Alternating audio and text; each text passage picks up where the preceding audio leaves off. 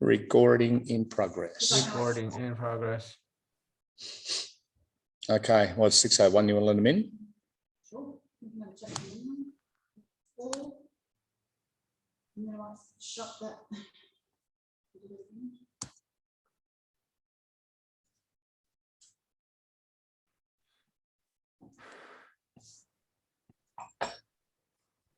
Hi, everyone.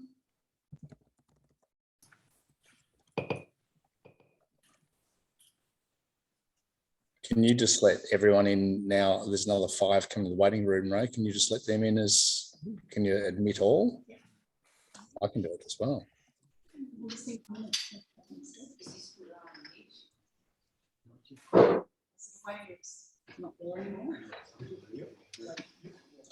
There's one in the waiting room.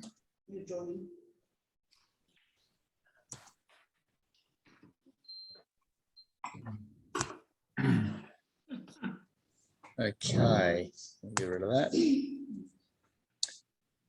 Hello, everyone. Little thumbs up, everyone can hear. That's good, thumbs up. Thank you. I'm just going to have a little scroll around. We'll talk about that. We'll just give it another couple of minutes before we get started. Just give a couple of the late ones an opportunity to catch up.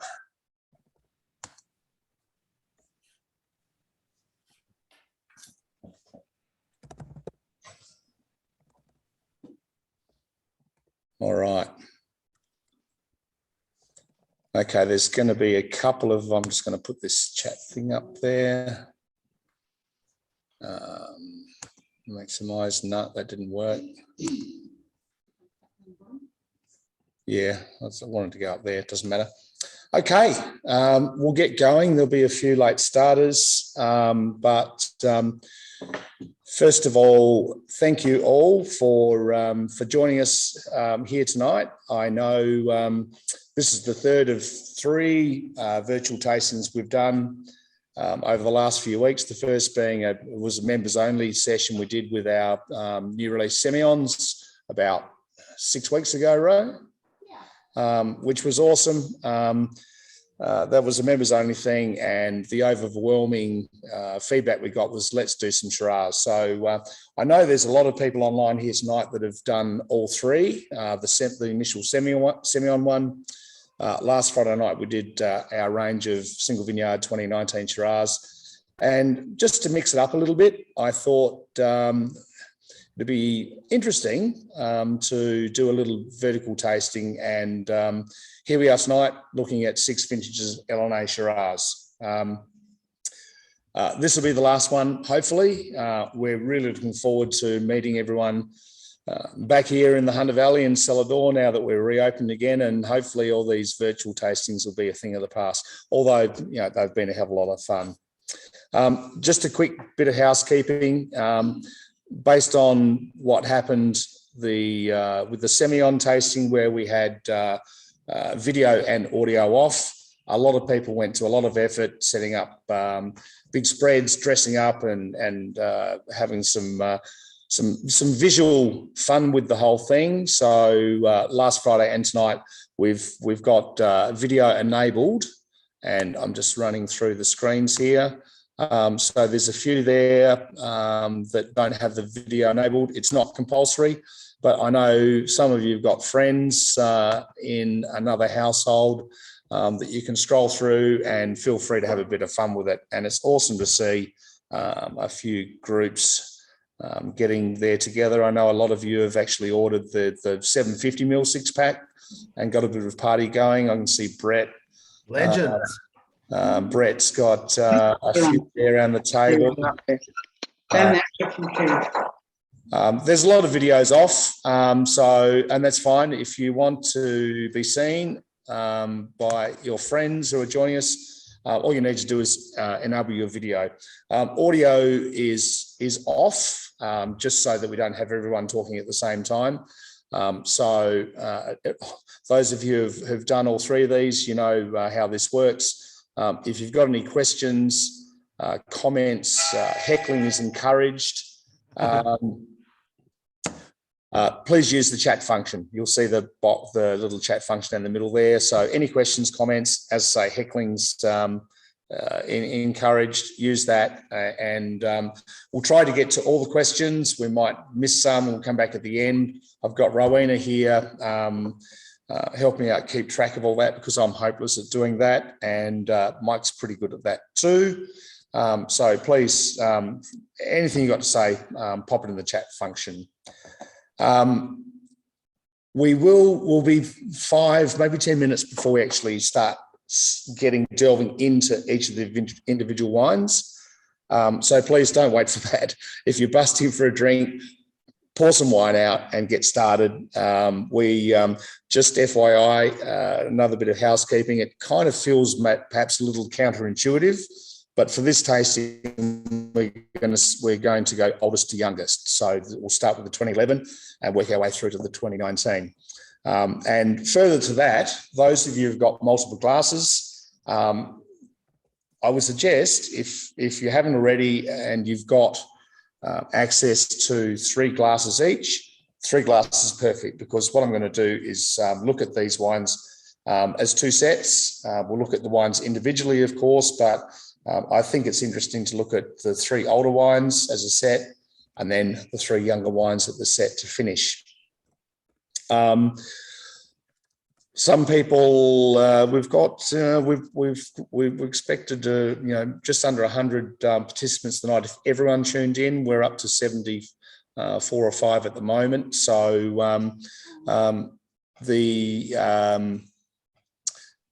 for those that can't make it for whatever reason, and for those of you who are silly enough to want to go back, it's been recorded, and we'll send out the link to everyone in what's today, Wednesday, before the end of the week. So it'll be up there online. What else have I got? Housekeeping.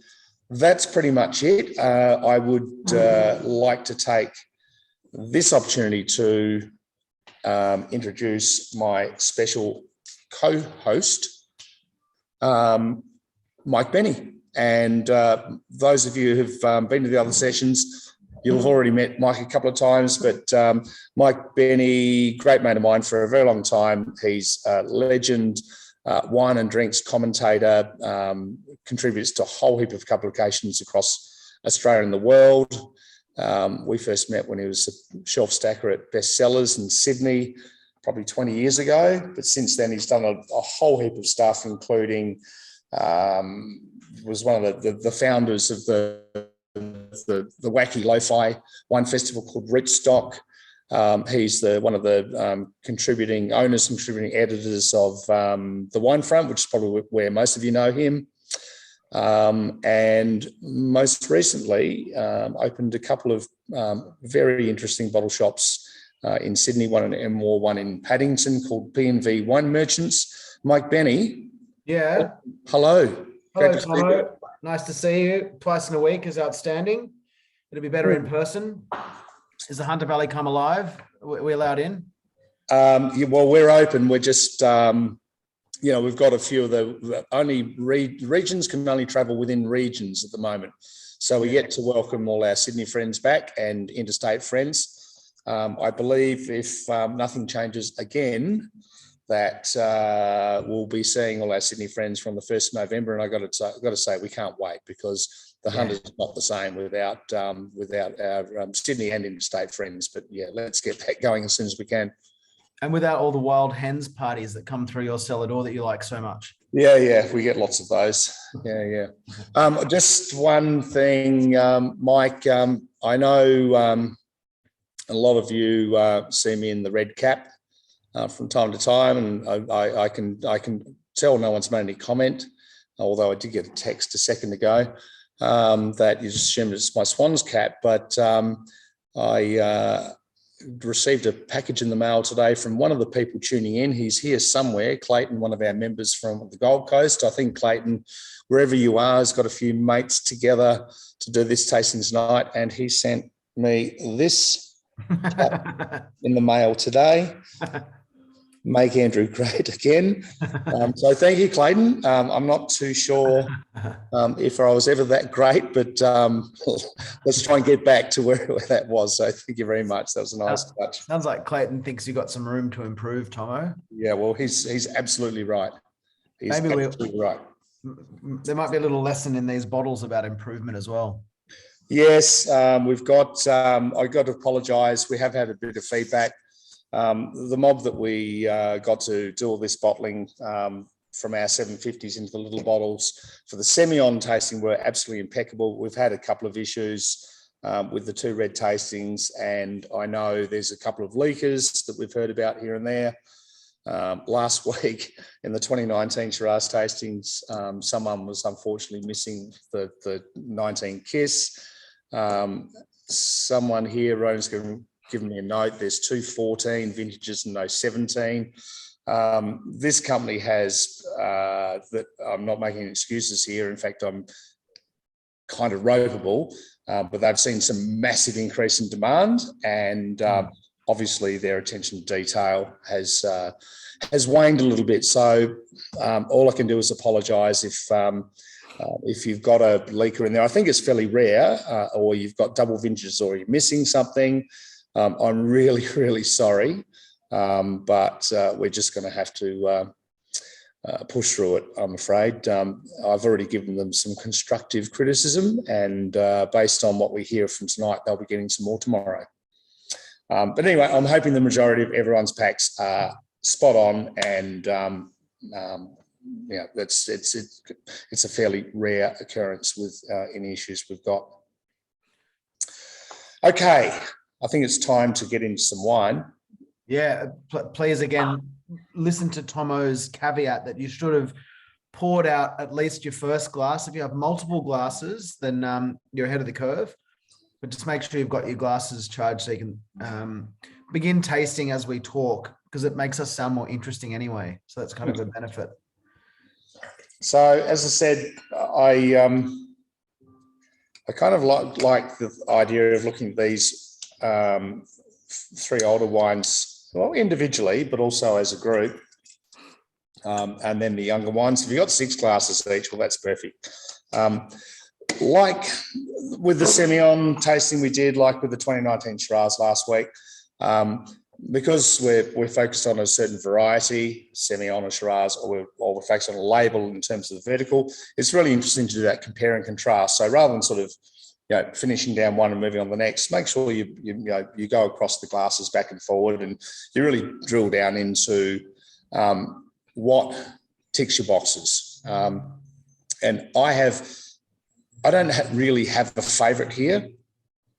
I know a lot of you will, and it really comes down to individual taste. So I think we've got 6 pretty outstanding vintages of Elenay here, and it's really about all of you drilling down into what stage of their development, the characters you see in the wines, and what actually floats your boat, because there's no right or wrong to that. It's all about personal taste and preference. So the first bracket of 3 wines is the 13, the 14, the 11, the 13, and the 14 in that order. And just on 11, I just want to give you a little bit of background of where Elenay has come from, because the 2011, where we're starting here, is the inaugural vintage of Elenay. And I'll give you a bit of the story. A lot of you know the story. Those of you who don't know the story, I hope you're not too offended with some foul language. But the 2011 is the very first vintage of Elenay Shiraz, and it's what I now describe as a beautiful accident. So in winemaking, all of our Shiraz goes to oak, all of our Shiraz goes to French oak, and within a parcel of a single vineyard wine, there may be 10, there may be 15, there may be 20 barrels in that parcel. Every single barrel is an individual. They all have, depending on the cooper that the wine's in, the age of the barrel, and even if you've got the same Cooper and the same from the same vintage, those two barrels can have their nuances, their marginal slight differences. And so we look at every barrel as an individual. And that's part of what Elenay is all about. In 2011, when we were finalising our single vineyard Shiraz blends, we were looking at all the barrels across these parcels, and I just felt that the Sweetwater Shiraz parcel and the Kiss Shiraz parcel, I had too many newer barrels. So to put them all together, they're all beautiful barrels, but the resultant blend was just going to be a little bit too oaky. And from a winemaking purist point of view, oak is really there to provide structural complexity to a wine. It's not really meant to be a feature of the wine. So to put all these awesome barrels together on those two single vineyard parcels, the resultant wine, I just felt personally they were going to look a bit too oaky. So what did we do? We dropped out a few of the awesome, relatively new barrels of Sweetwater. There was 6 of those. We had to drop out, and we dropped out 4 barrels from the Kiss parcel, and the resultant wines we put together, perfect. They were bang on. The dilemma, the quandary I had was, what are we going to do with these awesome barrels? And of course, our focus is very much on, top end premium single vineyard Hunter Valley Shiraz. And it was just like, well, look, let's just bang them together and we'll worry about it later. So we did blend those 6 barrels of Sweetwater, 4 barrels of Kiss. I remember distinctively, we put it in tank 17. Those of you who have been to the winery would know that every single barrel and every tank has a label on it, which the name and the code, which goes back to my fairly detailed records. And so the question was, what are we going to call this wine? And please take this on face value, but quite affectionately and tongue-in-cheek, we referred to that blend of Sweetwater and Kiss as the lips and arseholes. The bits, the lips and arseholes of the chicken that get put together to make those delicious chicken nuggets or whatever. And so that was just the name we ran with. Anyway, we clean skinned that wine and it just went to the warehouse, and I didn't really think about it too much more. Anyway, fast forward about 12 months, and 2012 was a particularly challenging vintage in the Hunter Valley, to the point where I hardly had any red wine picked, made for sale. And so the time those wines were going to be released in 2013, I didn't have much wine to sell. So the 2011s have all sold through, but all of a sudden I remembered I had this clean skin, the lips and arseholes, and I hadn't seen it for ages. So we got a bottle back from the warehouse. We looked at it and it's like, that's actually pretty bloody good. And it was only 250 cases, but here's a wine that's sort of filling a bit of a gap for us when we don't have any 2012s. And then the question was, well, let's get it labelled. What are we going to call it? Lips and arseholes is probably a little bit sort of pushing the boundary a bit too much. So we softened the whole thing down a little bit, but having reference to our original tongue-in-cheek name by calling the Elenay. And while a lot of people think it's Auntie Elenay or whatever, the Elenay actually stands for the L and A of the lips and arseholes. So it's a pretty cheeky name for a relatively serious wine. And that's where it all began. That wine, when it was released, it won a couple of major awards. It was extremely well received by all our customers, and was reviewed very well by various wine journalists. So I guess we thought, well, particularly after 2012 with nothing, in 2013 we've possibly got a new label here. So starting from 2013, rather than having this beautiful accident, we started actually barrel selecting certain barrels across all the single vineyard parcels that we have in the cellar, and creating this awesome complete blend, which is, as we know, Elenay. So the vineyard composition of Elenay changes every year, and I've had to go back through my records. I've got all the the vineyard composition of all of these wines, and it's really interesting to go back and have a look how they've all come together. I guess at the end of the day, the single vineyard Shiraz we produce in our range, all of those wines do and should reflect the beauty and the individual style and personality of those particular sites. Elenay, in contrast, is what I describe as a winemaker's wine. So here we get to play around, and we love this every year, just coming up with that final blend of Elenay Shiraz, and it could take up to 2 or 3 weeks to actually finalise and come with our final just choices out of 30 barrels. Let's say we might only end up blending 10 of them, 40 barrels, maybe 10, and it's a bit like a jigsaw puzzle. It's putting all these different pieces, and when you finally get that last piece in there, and the result is beautiful and round and plump and juicy and structurally beautiful, that's what we do. It's kind of like,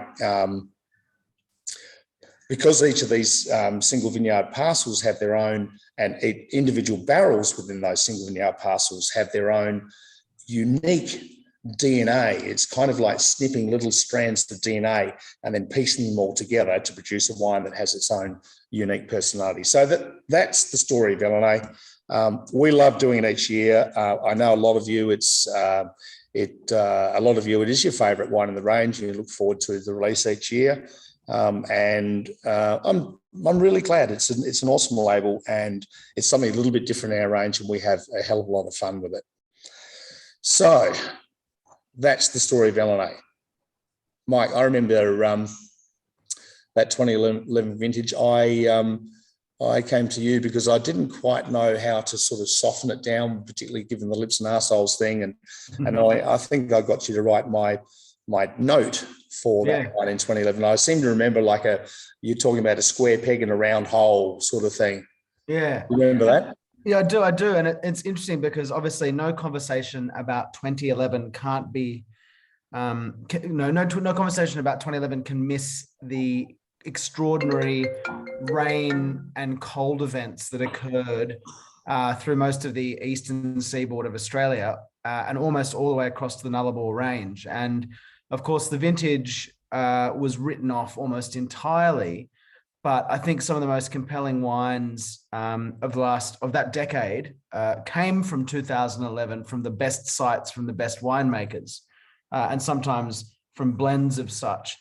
And I remember in 2011 tasting through the suite of wines that you made and finding Elenay one of the ones that I liked the most, and being quite surprised. And I think you can see it now at its ability to transmit great amounts of flavor and density and a bit of savoriness. And most 2011 wines that ended up being affected by that great weather event, became quite thin and lighter and almost sort of painted in watercolor in terms of their personality. And this wine, the square peg in the round hole, has generosity and has texture and weight and still has great freshness. And it's such an amazing and surprising and delightful thing to, come back to the wine after this time and see that great kind of idiosyncratic nature of the wine. And indeed, I reckon it's one of the best Elenays that was released, albeit that I'm looking at my notes and seem to have missed writing my own tasting notes on 2014 because the glass next to it is identifiably outstanding, but we'll get to that in a second. But yeah, I think it's a really interesting thing, having kind of in the back of my head the mind's eye of what I was writing for you at the time, about it being a unique release, and here we are able to see it a decade later, and continuing to kind of defy the trend. Do you kind of agree? I mean, 2011. Absolutely. 2011 was kind of tough for us, not because the vintage was tough, is because the perception of the vintage across the country was tough. As you rightly mentioned, it was a particularly challenging vintage, particularly for regions through Victoria and South Australia. Because a lot of those regions have a certain level of dominance in the marketplace, when the wines coming from those regions were lower than what the gatekeepers in the market would normally expect because of cold and rain, the less wise gatekeepers out in the marketplace and even consumers to a certain extent basically wrote off the vintage whole of spoilers across Australia. If Victoria and South Australia is screwed, then the whole of Australia is screwed. Whereas in the Hunter, we actually had quite a good vintage. And I do recall that we had that storm activity up in Queensland, and that's always a red flag for us because it sends jets of moist air down the east coast. But you would expect in a vintage that's going to be like horrible across Australia, the Hunter's going to cop it the worst. But it basically, those jet streams came down and it either split or it went east or west, east out to the ocean or west, the western side of the Great Dividing Range, and then at about Port Macquarie, and then came back in sort of in southern New South Wales. And we missed the brunt of most of that weather and had quite a strong vintage. I look at that wine now, as you say, a decade later, this wine is 10 years old, and it's still quite plump. And as we go through all 6 of these wines, I guess that's what I'm trying to achieve with Elenay. Elenay is kind of my old school Thomas wines Shiraz. So back in the early noughties, when I was pushing boundaries, trying to make the biggest Hunter Shiraz I could, those of you who've been drinking the wines for a while will know over the last 10 years, I've taken a softer, more sort of hands-off approach and let that beautiful medium-bodied, savoury texture of the Hunter and these individual vineyards shine through. Whereas Elenay is something I can actually put these barrels together and try to produce something slightly a little plumper, a little juicier, a little fuller. And yes, and we'll see it probably more so in the next bracket, certainly as a young wine, because we are focusing on the newer barrels in each of these single vineyard parcels. Certainly as a young wine, it is a little punchier and overt in the oak department, and we're talking premium French oak here, but even within a couple of years, it folds in, that oak folds into the fruit, and at this wine at 10 years old, it's got a level of sweetness, which is partly nice ripe fruit and that background oak, but I think at 10 years, this wine's looking outstanding. I will say I purposely have kept back relatively small quantities, but each of these wines I've got at least like half a pallet I've held back just for fun down the track. Yeah, I'm glad you do, because it also, I quite like, as you said as well, that it's a portal into, I guess, the tail end of your winemaking in that vogue of fuller flavor and a bit more chocolatey richness from oak seasoning, but it's mellowed so beautifully, and as you say, for all the vagaries of that weather season, we don't need to labour the point much more. And the Hunter, as you described, in some cases managed to get away unscathed. It's a lot of power for a 10-year-old wine from a year where concentration isn't the kind of name of the game. But I guess it's those vineyard sites, particularly. I mean, look at those sites. They're the ones in your folio of sites that sort of deliver a bit more oomph at times without even trying. Yeah, well, that's right. So the 13, the inaugural beautiful accident, 60% Sweetwater, 40% Kiss. If we just move forward to the 2013, clearly no 2012. We often say we don't have bad seasons in the Hunter Valley. We have challenging vintages. 2012 was an absolute shocker. So nothing to see here. So we move on to the 2013 vintage. And I don't know if I do all the percentages. I've just introduced the vineyards in descending order. So the 2013 is, no, I do the percentages. It's 38% shed block. I'll get back to that. Not many people know about that. 28% dam block, 19% Sweetwater, 15% Kiss. Ray, you might even pop that in the chat room as we go, if possible. And I mean, even comparing the 11 to 13, this wine is a little more gentle. It's, that there's a real sort of plump juiciness and fleshiness to that 2011. 2013, it's perhaps a little more primary on the nose, but the palate, I think here, whilst it's got that bit of sweetness, is still quite savoury in its texture, still bright. What are we talking, 8 years old now? Yeah.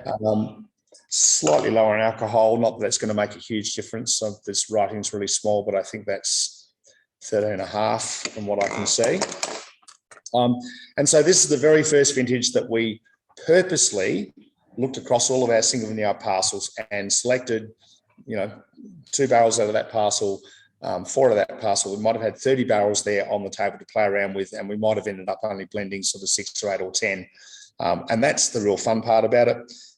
Shed block, no one's, apart from those that have been following our wines for quite a while, it doesn't really feature too much in our single vineyard stuff, but it's actually another block of relatively old vines on the Colborne Estate vineyard, right next to where we source our Kiss Shiraz.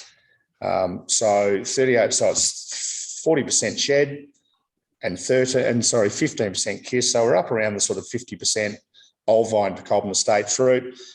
Then Dam Block has made its first appearance in Elenay, and of course Sweetwater features because of those beautiful florals that we get from Sweetwater almost every year, and just delicious. I think. Good question here. I guess to frame the concept of Elenay a bit more firmly for everybody. I know the answer, but I'm not you, Tomo. You should answer it. But Hartmut is asking, why did you change the blend in 13? But I guess it's sort of almost a rhetorical answer, but you can answer why, Tomo. Why did I change the blend of vineyards? Yeah. Well, because the 2011 was just, as I say, was this beautiful accident. It just sort of fell out, and it was there wasn't a lot of thought went into it, and it was, if anything, releasing this wine in 2011 was a bit of an afterthought. But because of the success of the 2011, and this was released about the time that we were looking at finalising our single vineyard parcels from 2013, and the success of that wine made me think, well, actually, before we go and pull all these single vineyard parcels out of barrel, let's have a little play on the bench and create Elenay from scratch on purpose rather than being a beautiful accident. As we go through each of these vintages, the vineyard composition of Elenay changes every year. It really all depends on the individual personality of the individual barrels from the individual vineyard sites and how they all come together. And it's really interesting. None of them are the same. There's a bit of Kiss, I think, almost every year, but it really just depends on how the wines looked on the bench and how they came together. So this is, I've got three of the 6 vintages. I've got 4 vineyards coming together. I really like it. I think that, that's a little more in the medium bodied, sort of in the middle of the medium bodied spectrum and a little more savoury in its texture. But at 8 years old, drinking deliciously. Hope that answered your question, Hardy. Not a bad question, not a bad answer at all, Tomo. And I guess a part of the delight of Elenay is that it's an unstructured beast, that it can be its own thing each year, that the barrels that you deem Elenay can be flexible and create a sum of the parts, which is unusual as somebody who focuses so strongly on single vineyard. And in some respects, some winemakers would denigrate that it's not a single vineyard wine and therefore it's lesser. And then there's some who would see it as a superior wine because it brings together, multiple elements that make it more symphonic or more complex or whatever it might be. So it's a really interesting proposition in such a strong, currency of single vineyard wines that you have made your life work. But it's great discussion point. Yeah, that's right. And when we're presenting these wines in Celador, let's be mindful here that Elenay, Kiss is our flagship. That sits at the very top of our tree. And Elenay is the next wine down from that in terms of, certainly in terms of price and to an extent quality. So this is a wine that we're really serious about. I mean, we do have 2 Hunter Shiraz that are vineyard blends, Elenay at the very much the top end and Synergy very much at the other end, the end of the spectrum in terms of price. Elenay, we're actually purposely choosing some of the best barrels out of these parcels. And then at the Synergy level, there's when we put together the Sweetwater Shiraz single vineyard wine, for example, there might be 25 barrels in the full parcel. We might pick out 2 or 5, whatever, for Elenay. We might choose to only, then we might only choose to use 10 or 15 of the other barrels, and the remaining 5 or 10, whatever, not that there's anything wrong with those wines, they just didn't quite fit into the final wine. It's awesome. Sweetwater Shiraz, just in different barrels, drops down to things like Synergy Shiraz, which is $25 a bottle, full tote, offers outstanding value for money. And so here's our 2 regional blends that I think are both awesome in their own right in sort of the different ends of the spectrum. I know it's sort of a bit of a see what happens each vintage as it comes, and you've obviously gone across this just a little bit just before, but what's your mind's eye? I mean, when the fruit comes in, can you see Elenay parcels, or do you see it much more firmly when you get to the end and you're looking at the barrels and you're doing your classifications and you're doing your tastings with your offsiders? I'm thinking about it not so much at the weighbridge as the fruit comes in, but certainly the end of fermentation when we're putting our wines to barrel for Malo, because I am mindful if there's a parcel there that I think is, and I know it is deserving of, it will be included in Elenay. I will I will disproportionately give it a little bit more of the newer oak, knowing that I'm going to use it for Elenay. So I'm thinking about it from the very early stages, but the detail doesn't happen until, I'm still thinking about it the whole way through, but the detail happens very much closer to the end. Sort of, 12 months down the track, we'll start bulking up a few barrels and then finalising it, within the few weeks prior to final blending and bottling. So it is something I'm mindful of the whole way through. Gotcha. Yeah, I mean, not to say it's ever an afterthought. You wouldn't do that, Tomo. But just that, I'm curious, having seen so much of your stuff in barrel over the years, and knowing which bits become Elenay, if it's mind's eye before you start, or if it's an after the ferment process goes through kind of situation. There we go. You've answered it well. Thank you. I've just got a note here from Ro. I'm not sure I'm telling it. Mixed feedback, 11 on 13. People are, that's great. And you know what? I kind of entirely expected that. I reckon out of the 6 wines, we'll see. We'll see. We might have a little poll at the end, and people can pick their top 2 vintages. That'd be kind of cool for us to know.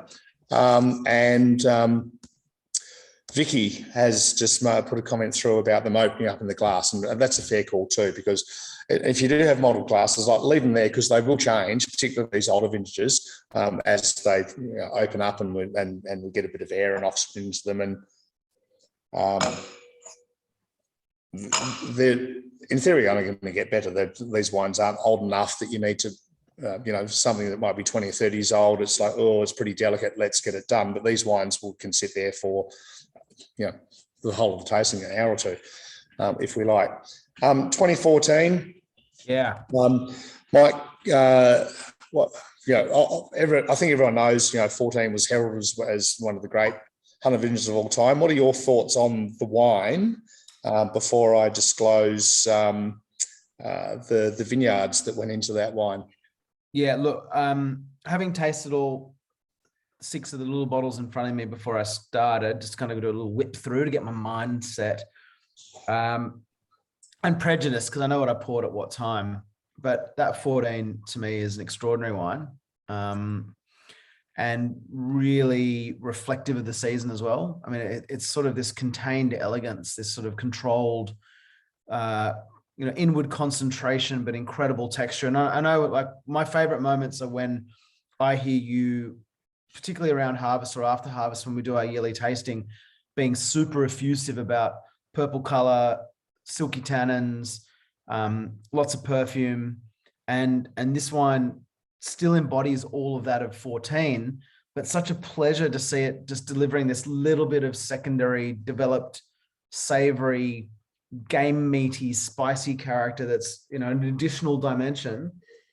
I can't talk more highly enough about it. It's absolutely, I'm going to swear, fucking delicious. And it's, a wine like, there's a reason why Hunter Valley Shiraz, or dare I say Syrah and be a complete wanker,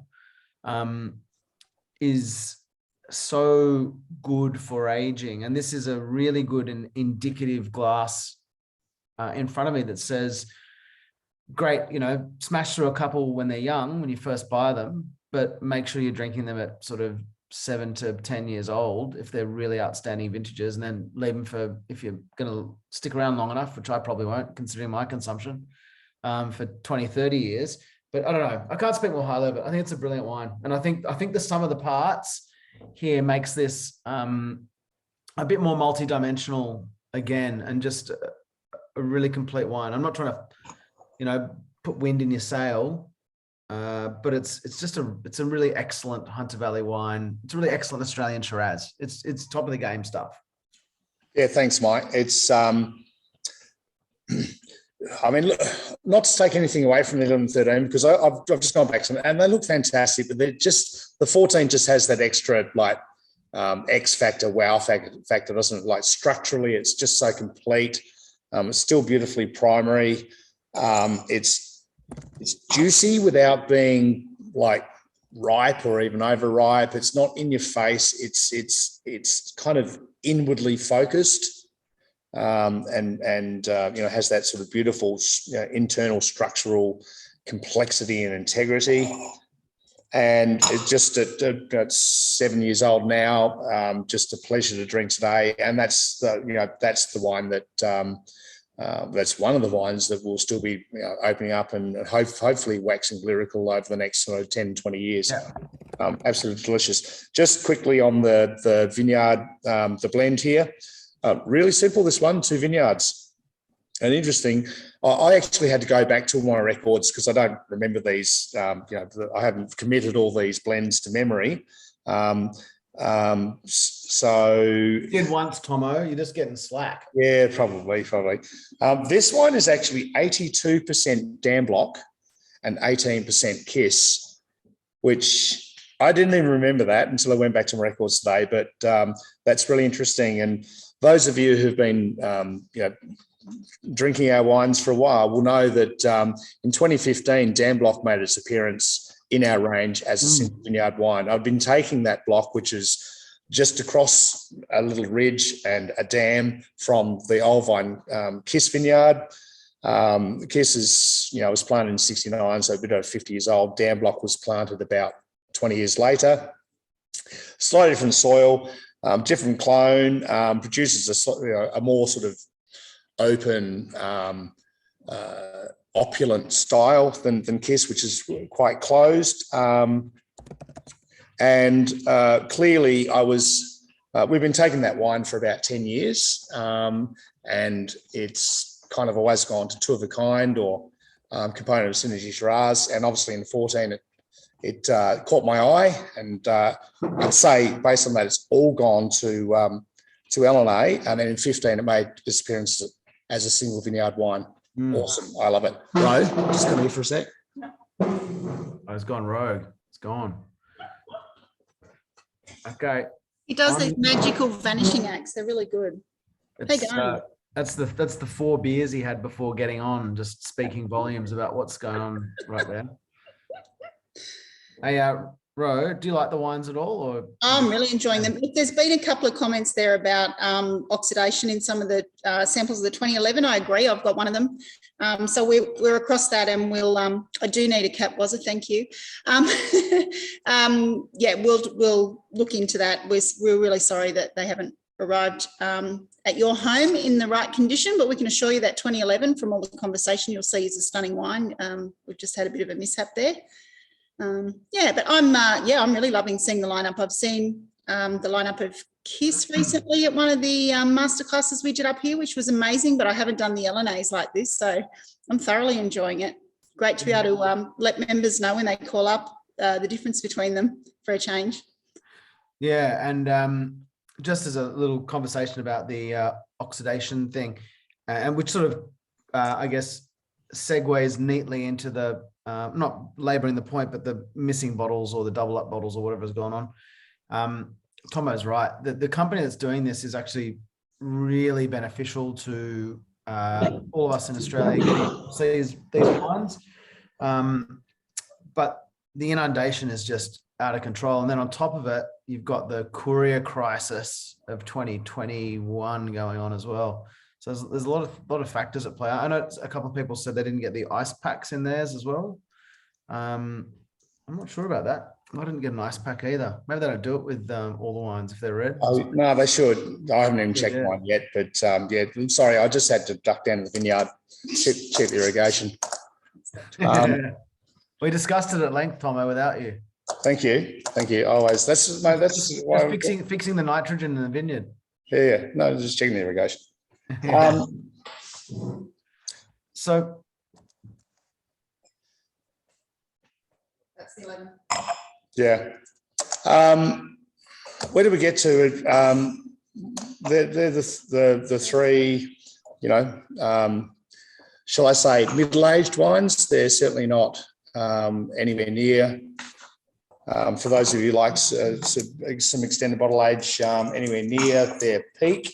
Of course, that all comes down to personal taste. And three delicious wines. The Beautiful Accident. Then we got serious about creating something from a barrel sort of blend. And I just find that 14, I'd forgotten that the 14 was basically Dan Blanc, topped up with a bit of Kiss. And it just like blows my mind. I'm thinking back now that, yes, obviously that was the year that like Dan Blanc really sort of started coming into its own.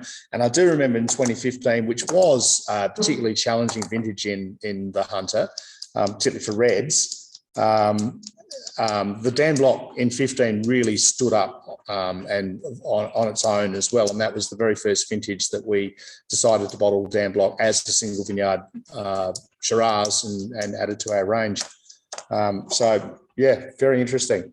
I know there's a lot of people tuned in tonight that Dan Blanc is the go-to favourite every year. I was going to say that some of the most head-turning wines, I know I banged down about the other vineyard that, that I'm going to mention now that I love of yours that never seems to surface, but Dan Blanc and Motel Blanc, often two of my favourite wines. They're always slightly idiosyncratic. They're always slightly more tannic. They're always slightly more almost like Italianate, a bit more sort of rustic sort of old Hunter charm to the wines. Always really perfumed, but a bit more dusty and slightly darker. And Motel Blanc and Dan Blanc have long just sort of drawn my gaze to them very quickly because they sort of sit outside the purity and elegance that is often found in the other vineyards, albeit with their own little nuances. So I'm super thrilled to see a very Dan Blanc dominated Elenay and kind of feel what that expression is. Yeah, and I see Dan Blanc features in the next two vintages as well. So clearly, it's on the same property as Kiss, slightly different vines, different block, but man, I'm glad that I'm just as glad I have access to that block of grapes as much as I have Kiss, because it's obviously very very handy little parcel of grapes, a vineyard. Yeah. Now, there is a question that I ask almost every year as well that Glenn's asking, which is what happened to Motel? And I can almost recite what you're about to say, but anyway, go for it, Tomo. You do it. You know that. Yeah, Glenn, the answer I get from Tomo is Motel Block is a vineyard that is difficult in its nature, that performs only in certain years to the standard that Tomo would like from that block, is often extraordinarily low yielding, and to the point where when Tomo rents it, some years he basically doesn't make any money on the vineyard whatsoever. So therefore it's a very difficult proposition. It's a fickle, weird little site that sort of sits in this little kind of tiny, weird shaped amphitheater. It's a bit of a bugger to actually do any viticulture on it. And in the end, when Tomo's getting, I think it's 1 vintage out of 5 or 6 off the site, he basically has told me, Mike, if you'd like to take over the lease and me hand make that wine for you, I'd be willing to do that. So are you up for it? And I was like, you've got to pay for all the yard work. Yeah, that's right. I guess I sort of describe that block as being marginal. Like when it's on song, it's fantastic. Yeah, phenomenal. There's other years it's just shit itself and we haven't picked a berry. Yeah.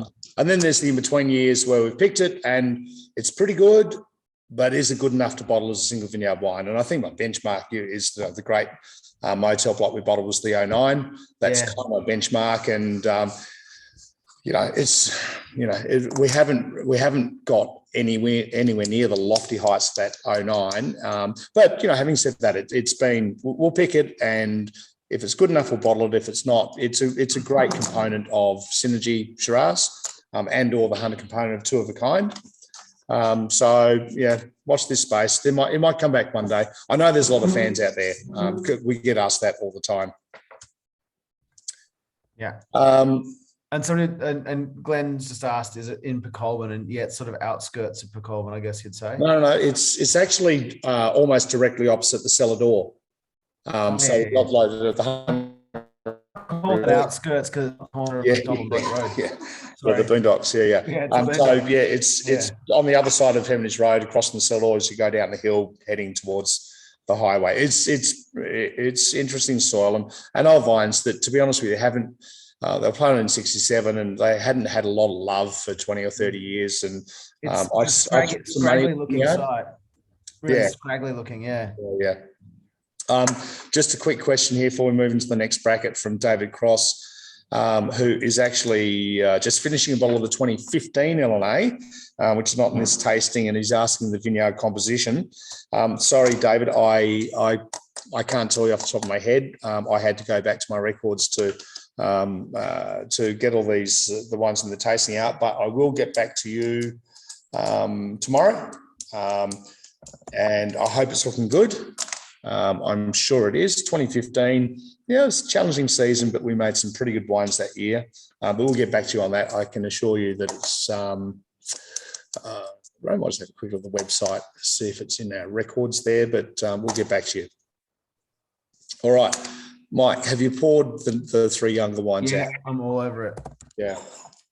I've got my 3 in the glass. I've lined it up so that there's 17, 18 and 19 in a row, which I think is probably a correct assumption of what's going to happen next. Yeah, that's good. This is kind of why I thought it'd be interesting to do in 2 brackets of 3, because obviously we have the first bracket. The first 3 vintages were, in that middle age, emerging into, going into that sort of more secondary bottle age complexities emerging. Clearly, this next group, they're much younger, 17, 18, 19, much more primary, and they're still very much more primary in their fruit focus. And what I love about this little bracket is, whilst we wax lyrical about the 2014 vintage, And I remember in 14, it was, the vintage of a century or the best in 65. And, clearly the wines made in 14 and Hunter are like outstanding. And we just hadn't seen a vintage like that for a long time. And there was a lot of press, a lot of hurrah about the 2014 vintage. And then 3 years later, we get the 17. Not only that, we got the 18 and we got the 19. And I guess the common thread between these 3 vintages, and to an extent 14, is ripe fruit without being overripe. And I guess we can attribute a lot of that to the fact that 17, 18, 19, and in fact 20, if it wasn't screwed with a lot of it being screwed with smoke, was a long extended period of drought. So warm, dry, droughty conditions, no pressure on having to pick because of some rain coming in. We've got both eyes on the vineyard, not one eye on the vineyard, one eye on the sky. Picking decisions, like just getting in that perfect window of opportunity. Beautiful ripe fruit, plump, juicy, great tannin, ripeness, structure, great colour. And I'm really proud of this, all of the wines, but I just love looking at these 3 awesome Hunter vintages side by side as youngsters. Yeah, and that's it, isn't it? I mean, it was sort of this, can you believe it's a better year each year that revealed itself 17, 18, 19. And in some respects, having gone through the 3 wines, and I won't jump the gun here, but I'm really like the bookends. And I know there'll be people who say 18 is their favorite, but for me, 18 is the slightly more riper, slightly more fuller, a little less structured feel to the wines, whereas 17 and 19 are that really classic, the aspiration of Tomo for perfume, medium weight, satiny textured, spicy, and that's sort of embodied in 17 and 19. I totally agree. We'll stick to 17 and what's going on here. Okay, so 17, if we just want to focus on that as part of the group, vineyard composition that year, 53% Sweetwater, 28% Kiss, 13% Belford, which is just up the road from the Sweetwater vineyard. We actually do bottle Belford as a members only wine these days, and 6% Dan Block. Dan raises its head again. So interestingly, there's 19% there that's not Sweetwater and Kiss. Interestingly, that if you take the Belford, and actually the Belford and the Sweetwater are pretty close proximity. This goes back to all similar proportions to the 2011, that inaugural vintage, that beautiful accident, which was the 60-40 Sweetwater Kiss. It's pretty similar. And what I love about the 17s, not just this wine, but all the 17s, and not just my 17s, the best of the 17 Elenay Shiraz, is they're beautifully ripe. I'm going to struggle to see the alcohol here, but I think it's bang on 14%. Without being overripe, they've got lovely, juicy, juby fruit, but an amazing, that lovely, ripe but savoury texture. So particularly compared to the 18, it's just a little toned down a little bit, ripe, but so beautifully medium-bodied and Hunter Valley. And, despite the fact that this is probably close to 50% new oak when it was first went to bottled, you hardly even see it now. That oak is folded in so beautifully and just provided that structural complexity of the blend. Yeah, truly. It's a sort of like a layer of liquid spice seasoning in the wine to me. And it really, complements what's happening in terms of fruit character really beautifully. Yeah. 14.5%. Is it? Yeah. And, it's particularly compared to the 18, we'll get onto this in a second. It's a little more sort of blue fruited than that's that darker, riper, black fruits of the 2018, which I think is what the Hunter is really all about. Yep. What are the comments on the 17? Thumbs up from Peter and Cindy, I think that is. Yeah, I love it. That's not it. I really love it. And I do love the fact that proportionally it's very similar to where we started back in 2011. Oh, Peter and Dawn. Right, nice. Hi, Pete, Dawn. And Pete and Cindy. Edward loves it. Lexi loves it. Everyone loves it. Cindy, so it's not us. We do agree. We got lots of Peter Joneses. Go figure. Well, two anyway. Two very important ones. Mike. Yeah. That'll do for the 17 on its own. We might come back and talk about the group in the end, but Sure. I mean, you've got a lot of you see a lot of wine from the Hunter, and clearly there was a lot of hoo-ha. Probably out of these three vintage, 18 was the one that got as much attention as the 14. You know, out of the three, this is the one that sort of stood out and got as much attention as perhaps the 14 did.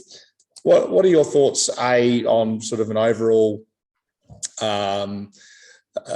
picture of 2018 Hunters, and then sort of how that meshes into where this one sits into this trio?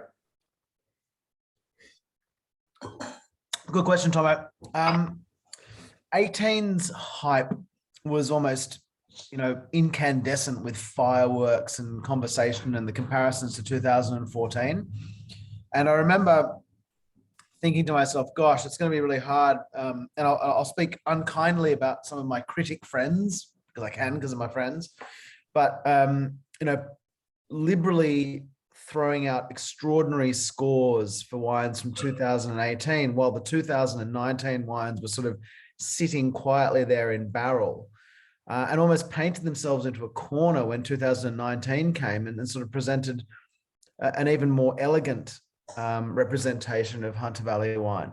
The 18s for me are beautiful and brilliant and extraordinarily cellar worthy, but were shown in the same way that 98 and 99, if anyone can remember back then, with South Australian wines and the extraordinary amount of hype that happened around 98, 99, and in some respects, if you go even further back to 1990, 1991, and 1990, 1998, South Australia have great parallels with this sort of 2018, 2019 conundrum, where the 2018s presented so well up front.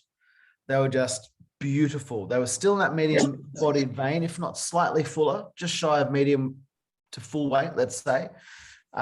Very open access in youth, but in some respects, that seduction has been overtaken and overseen by 2019 that has the precision and the poise and the refinement and the greater tannin structure and the higher perfume and the lighter sort of feel to the wine. I know I'm sounding a bit, knobbish now talking like this, but I love the 18s, but I reckon they've been bested. I reckon they've been bested through the hype, and the 19s, the wines that I really have a tractor beam for, because they represent something sort of next level, which seems impossible. Does that seem fair enough, Tomo? Yeah, look, I think, you can see in these three glasses, we talk about Hunter Shiraz existing, being mean-embodied, and let's be honest, it is by default and should be mean-embodied, but it exists in more of a mean-embodied spectrum. And you see that each year that when we present our wines, we've got, Deja Vu, for example, is quite intentionally the lighter end of that medium-bodied spectrum, and Coat is quite often in the fuller end, and Sweetwater quite often sits sort of smack bang in the middle. And we talked about that last Friday night with those 19s, which were no exception. But even here, I think the 18s, they were and still are quite full. They're plush and plump, and it really is quite obvious and shows up in this little lineup that the 18s were in the fuller end of that medium body spectrum. And, for better or for worse, I'm not too sure whether it's right or wrong. People are still impressed by the bigger. Yeah, they're always. It's a conditioning thing in some respects. It's out there. It's obvious. And when you're standing in cellar door and you're tasting, you're like, oh, I get this. I get why it's so good. Yeah. Whereas the understatement and tannins in the 19 need you to pause a little bit and need you to kind of enjoy a bit of understatement and a bit of, let's say sort of more lacy, delicate wine reflection. I don't know. They're great wines, both of them. And, right now in the 3, the thing that's lowest in terms of volume right now in my glass is the 18, because I keep just wanting to chug on it. But the 19 is the one that I might keep after we get off. No, I won't. I'm going to drink the whole thing now. Who am I kidding? But I was thinking about keeping it for after we finish this conversation to take downstairs and sit over for an evening. But I'm not going to do that at all. I'm just going to drink it. But yeah, just drink it. Anyway. Yeah, and like obviously they're these 3 wines are built up. Hunter Valley Shiraz.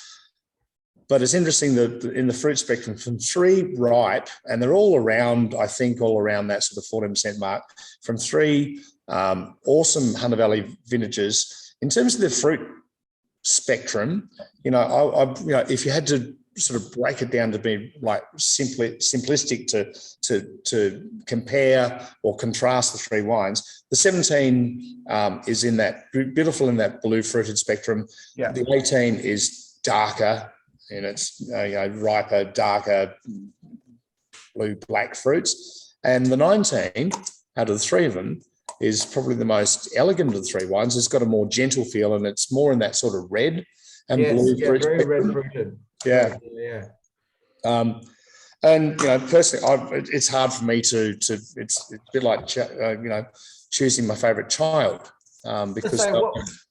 If you had to play that sort of Sophie's choice angle, Tomo, and say what's the one that you'd put in the cellar for the future? No, you can't do that because you got to say all of them. But if you suspend your mind, what's the one for Len Evans Tutorial 2040 that comes out? Is it the 17, the 18, or the 19? Jeez,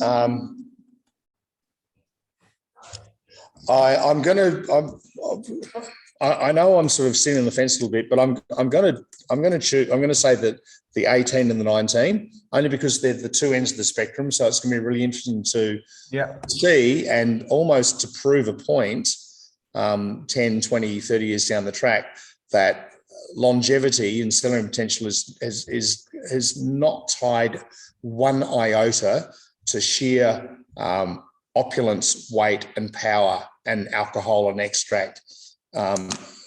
Longevity, selling potential is more about, and we talk about it with KISS, more about sort of internal structural integrity and complexity and beauty. And I think, if I wanted to be crass, that's what the 19 has, is that, internal structural beauty, integrity, and the 18 is a little more sort of open and brutish. I think both those wines will age beautifully, but I'd love to see how they're only a year apart. Let's have another look at them in 10 years and 20 years, and we'll see if we've proved a point or not. I think they'll both be delicious, but I suspect long term, the 19 is going to be the one that most people are going to be impressed with, because it's going to live without that the help of extract and power and opulence. Yeah, true. Well, sorry, I didn't do that. Did I do the 18? No, I didn't. Across everything. So 18 is interestingly, it's a good whack of KISS, 67%. So 2/3 KISS in the 18. Then 14 Belford, 12 Cote, and 7 Danblock. And then the 19, which is actually our current release, we're on all the 19s across our range at the moment, is 60% KISS, 24% Sweetwater, and 16% Wills Hill, which no one will have heard of. 17, 18, 19. Beg your pardon? Tell us about it. So Wills Hill, look, in 17, 18, and 19, I deal with a lot of growers, and, when you get vintages like 17, 14, 17, 18, 19, it's kind of like, let's make hay while the sun shines, because we always know around the corner there's another 08 or a 2012 coming up. I bought a bit of extra fruit in all three of those vintages.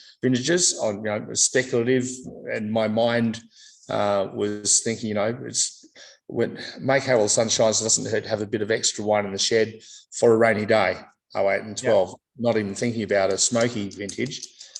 So I bought a couple of extra parcels of fruit in 2019. Wills Hill is actually a reasonably old Shiraz block just next to what's now the De Bortley Winery, right on Wine Country Drive, just before you turn in, directly across from where you turn into Brake Road. I also bought a parcel from Helston, which is quite a relatively well-known historic vineyard in the Hunter Valley in 2019 as well. I bottled a small parcel of both of those as clean skins, and we'll release those sometime next year, I think. But this Wills Hill parcel, there was a few barrels. It's more very much in the red fruited spectrum, Wills Hill and Hurlston. But I did have some of that wine in some relatively new oak that perhaps didn't suit the red fruited zone of Wills Hill on its own, but really sat nicely in Elenay. And that's why it's popped its head in there at 16%. So, just a nuance. But beautiful. I love it. It's, Elenay is, as I say, its current release. It's really popular in Celador. This one was judged the best 2019 Shiraz at the Hunter Valley Wine Show last year. It's bloody good. I love it. Yeah. And if that wine hadn't made Elenay, what do you think would have happened? Wills Hill? Yeah. I have bottled some Wills Hill. It's just sitting in the warehouse clean skinned at the moment. Yeah. But the newer barrels that went to Elenay added a piece of the puzzle to Elenay quite conveniently, because those newer barrels didn't actually work with the single wine that I've bottled and clean skinned, because without the 60% kiss and the 24% sweet water to prop it up, the oak was too strong for that red fruited style of Wills Hill on its own. Look, watch this space. Wills Hill and probably Helston will come out sometime next year. They're beautiful, red fruited, medium bodied, savoury structured Hunter Valley Shiraz. They're kind of one-offs, but geez, they're going to be handy next year when we don't have a hell of a lot of wine around us because of the smoke issues we had last year. What sort of, I mean, not to soothsay here, but what sort of price point are they going to be, those wines? I haven't decided yet. It's either going to be like $30 or $130. I'm kidding. Yeah, I was about to say, you need to keep up with the neighbours in the Hunter who are dropping $100 plus wines. Yeah. Their I don't know. market's been sewn up over there in China, so they can't justify it anymore. Yeah. I think about it. They'll be in that sort of that Sweetwater, Côte d'Or, Deja Vu zone, around that sort of $35 mark, I think. So beautiful wines at pretty reasonable prices. Stocking stuffers for Christmas, Tomo. That's what you're going to do. Yeah, exactly. Yeah. I've got a question here, Roses Henry. Can you mention WineWise rating from today? Steve Martin. What was that? Okay, WineWise. 2019 Elenay Hunter Valley Shiraz, yet another top shot. Spring drink, spicy red berry Shiraz. Oh yeah. That was the Small Vineyard Awards. I think it got a gold medal. I think like Elenay's done really well at WineWise over the years, and that came out. I did say that a couple of weeks ago. I haven't seen the review yet, but once again, it's done well in that tasting. Thank you, Steve. What have we missed? Have we missed any? No, sorry. Someone said, "Oh, Vicky's gone Helston." No, it's Hurlston. Sorry about my pronunciation. So that's Hurlston. Hurlston. That's that block, sort of just the southern side of Peacock Hill, old Shiraz. Yeah. How old's the vineyard? Look, there's some young stuff that's been planted there. Interesting that the vines go straight down the hill rather than sort of across the hill. They were planted on about 15 years ago, but what we took was the old vines that were planted in the, I'm going to say early 70s. Yeah. Yeah, it's an interesting wine. The reason I haven't sort of popped it out, either of those two wines out with the rest of our 2019s, is that they're not significantly different to any of to my other single vineyard Shiraz, so they didn't really fit in the range in the sort of our current lineup. We've got to have that stylistic diversity within the range, so that would have just confused things a little bit. So I've held them back. We'll pop them out with an extra year or two bottle age on their own, particularly when we don't have a lot of the single vineyard stuff out of 2020, and they'll really nicely fill a void for us. Yeah. Stocking stuffers. Tomo's stocking stuffers. So I don't know. Have we missed any questions or closing comments? Kelly just asked why he started with 2011. Kelly Slater. Kelly, I started with the 2011 because I knew it would annoy you. No, it kind of made sense to start with like the inaugural vintage. And look, I guess the other reason too is, when we go back into the noughties, I like starting with, when we did a KISS vertical in the winery a few weeks ago, I started with the 02 or wherever we started, 2001, and worked our way forward, because there definitely was a bit of an evolution of winemaking style over there. Not so much here, because our approach has been like, let's construct this awesome wine each year, and really what we're seeing is vineyard and vintage differences, but it just made sense to me to start with the inaugural vintage and finish with the current vintage, which I think is pretty awesome. Before everyone takes off and I do my final thank yous,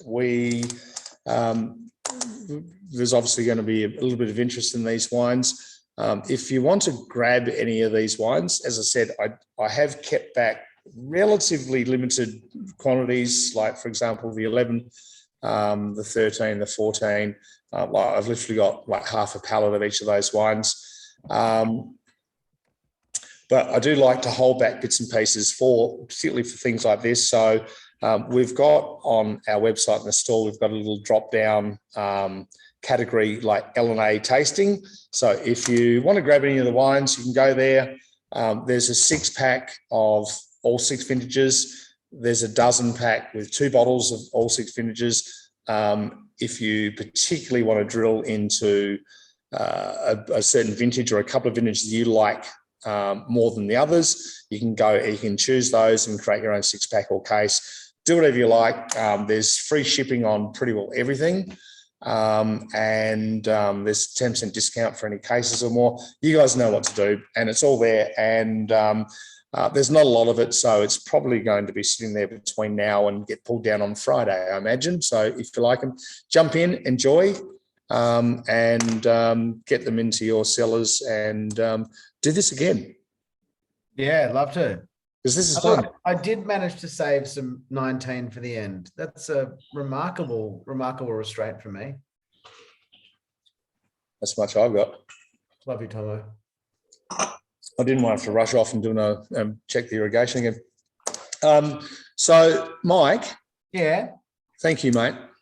No, pleasure to be here. Thanks, everybody, for letting me talk a bit. You're awesome. Mike's been with me, it's mate for a long time, but he's actually joined us for all 3 of these tastings we've done in the last few weeks. And mate, it's always a pleasure to see your beautiful face, but also like I just love your insights from I'm not going to say an outsider, but your your thoughtful insights and your perspective on all things wine and all things Shiraz, all things Hunter, and more specifically my booze. I know you get what we do, and it's been an absolute pleasure to have you on board for all these 3 tastings. So from me to you, thank you very much. No, thanks for having me, and looking forward to being up there soon, as soon as possible.